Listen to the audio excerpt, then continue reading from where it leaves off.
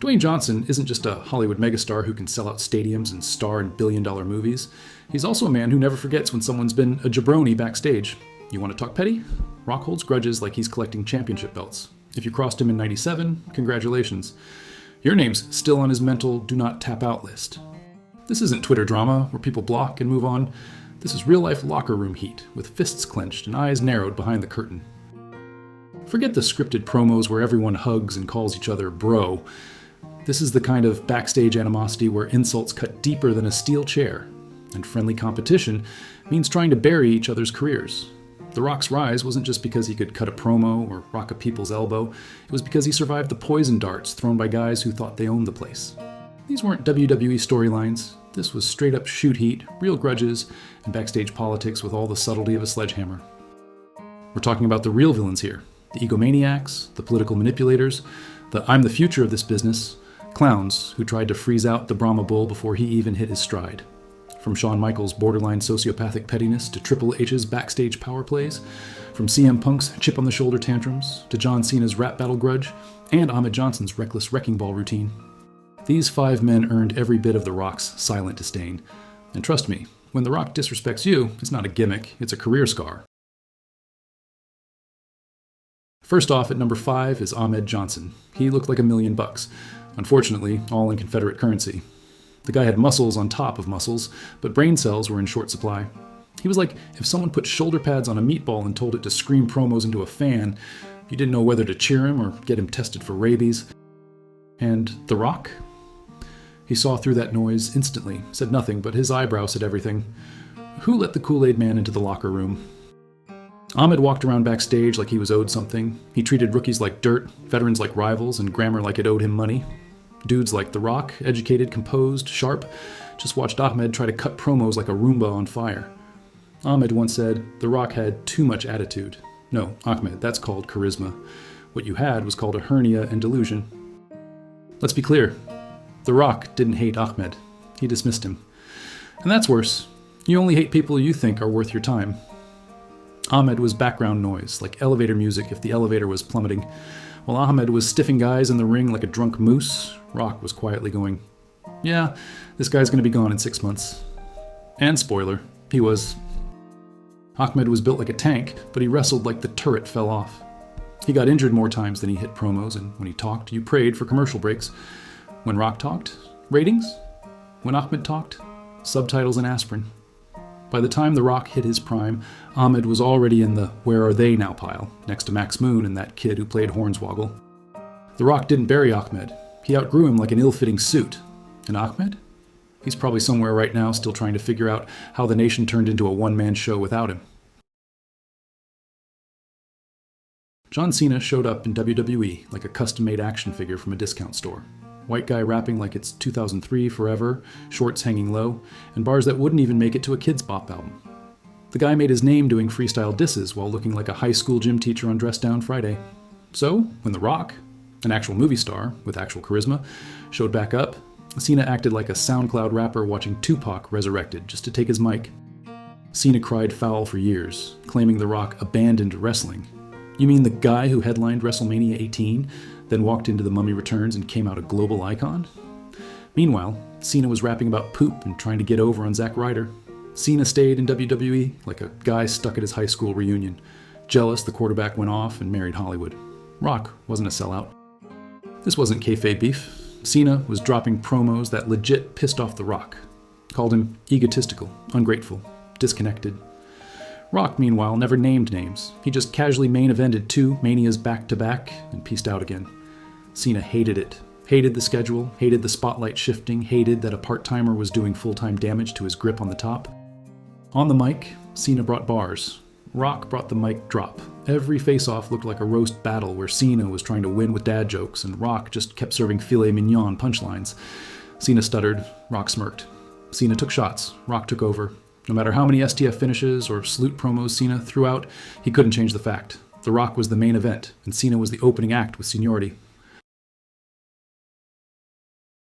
Triple H didn't just play the game, he rigged it.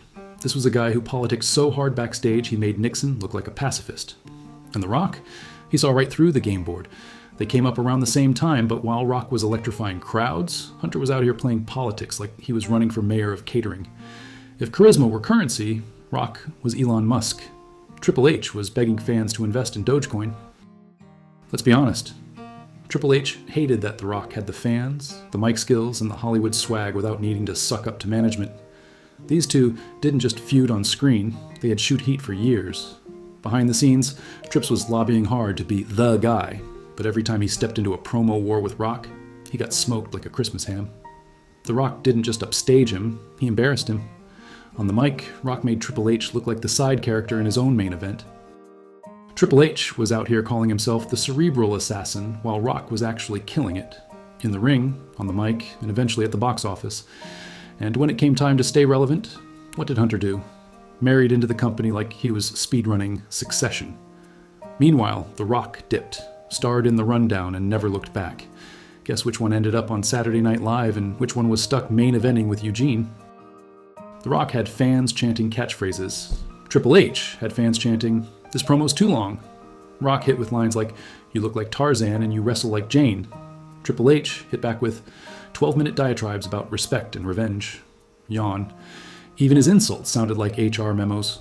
Rock didn't just beat him, he made him the benchmark for being permanently second best. CM Punk wanted to be The Rock so bad, he started cutting promos like a guy auditioning for Angry Ted Talks the Musical. He was bitter, brilliant, and just self-important enough to make everyone else's success feel like a personal insult.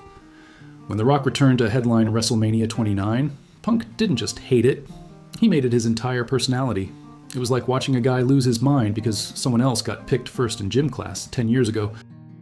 Punk's main gripe? That Rock, a part-timer, swooped in and took his spot. And hey, on the surface, fair point. But let's dig deeper. Rock showing up for 3 months drew more money, more eyes, and more headlines than Punk's whole title run. That's not part-time, bro. That's prime time. Punk wasn't mad about opportunity. He was mad that he couldn't outshine a guy who wasn't even trying anymore. These two legit couldn't stand each other. Punk aired it out years later saying Rock was unwilling to work with him, and that creative got hijacked. Meanwhile, The Rock kept it cool, but you could see the eye roll behind that $1 million smile. Punk wanted The Rock to wrestle his way, on his terms, and when that didn't happen, he got louder than a toddler denied a Happy Meal. When they finally faced off, The Rock beat him clean at the Rumble, no shenanigans, just Brahma bull smoke. And Punk, in true Punk fashion, spent the next 10 years turning that L into a podcast career. Punk called himself the voice of the voiceless. The Rock just called him overrated. Let's be real. The Rock walked into Punk's world, stole the main event, and left him stewing in his own ego like a sad barista making venti-sized excuses.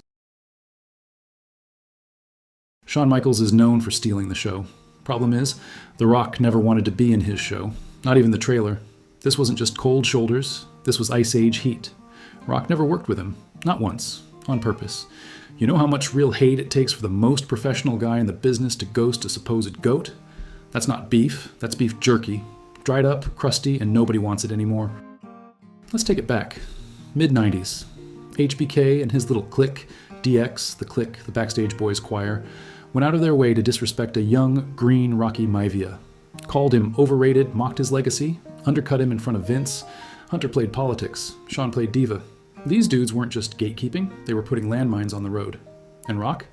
He clocked it early, took notes, waited. Years later, post-Jesus rehab, Shawn was reborn, in his mind, not in Rock's. He tried to patch it up, but The Rock wasn't having it. Not now, not ever. In interviews, Rock carefully skips over HBK like he's allergic to the name. That's not shade, that's sunblock made of spite. And when asked if he'd ever wrestle Michaels, Rock said absolutely not. Translation: I'd rather headline WrestleMania with a broomstick wearing jorts. Let's be honest, Rock's refusal to work HBK exposed him. No dream match, no rub, no last hurrah. Shawn Michaels went down in history as the one legend Rock never acknowledged. You know how brutal that is? Rock worked with Billy Gunn, but Shawn? Nah, because sometimes karma doesn't slap. It gives you the silent treatment forever. So crucified he remains, not on a cross, but on the timeline of all-time greats who could have danced with the Great One, if they hadn't been such a fake, petty, backstabbing prick. In the end, the truth is simple. The Rock didn't hate many people, but when he did, oh, it was permanent. Not passive-aggressive, not kayfabe, not, oh, I hope we can work it out backstage. Nah, The Rock's hate hits like a people's elbow made of spite and stainless steel. When he hates you, you stay hated. So what do all 5 of these fragile egos have in common? Simple. They all thought they were bigger than The Rock. But guess what? The Rock doesn't carry grudges, he carries careers. And these 5? He dropped them harder than he dropped Die Rocky Die. Stay mad, gentlemen. The Rock ain't feuding with you. He's forgetting you exist. And that is the bottom line. Wait, wrong guy. Well, we all just smelt what The Rock just buried. Yo, jabronis, if you actually survive this verbal steel chair to the skull, then do the damn thing. Like the video, subscribe to the channel, smash the bell like it owes you money. Because if you don't, you're basically Ahmed Johnson in 2025. Loud, confused, and getting left off every main event. Don't be that guy still cutting promos in his bathroom mirror about how he deserved more. Hit that button like you're Triple H booking himself in 2003, aggressively, repeatedly, without shame. This channel drops nothing but shoot heat. No fluff, no fairy tales, just cold facts and hotter roasts than Shawn Michaels' bridges in '97. So like, subscribe, comment something spicy, or don't, and I'll roast your username next. If you smell what this channel is cooking, now hit that button before The Rock puts boots to your candy ass in 4K.